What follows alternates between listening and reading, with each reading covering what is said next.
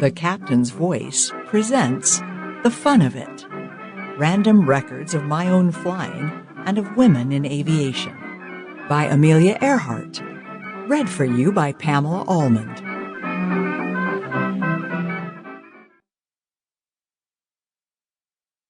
A note from your narrator. What an honor to narrate Amelia Earhart's book. As a former airline pilot myself, who flew 747s loaded with 420 passengers all over the globe in a matter of hours, reading words she wrote at a nascent time in aviation when flying was magical and using it for mass transportation, a futuristic science fiction plot, I felt not only the passage of time and technology, but a little bit of sadness for the passing of the magic, the excitement and thrill early travelers must have felt when they broke the surly bonds of Earth, to quote John Gillespie Magee Jr.'s poem, High Flight. Thanks to Amelia Earhart and the women she introduces us to in her book, the way was paved for me to fly single-engine aircraft across the pond, as she puts it, years ago, and continue on to captain jumbo jets filled with passengers safely across that same pond in far less time. I hope Amelia's book will renew a bit of the excitement, a bit of the magic of flying, and the fun of it, for you, the listener, as it surely has for me. Pam Almand, narrator. To the 99s.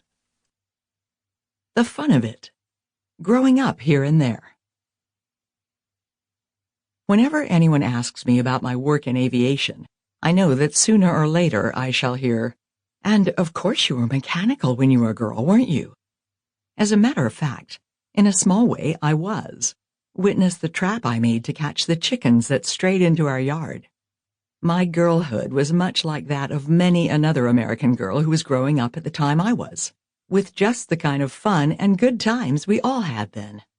Looking back now, however, I can see certain threads in what I did that were fully as important in leading me to aviation as being mechanical perhaps was.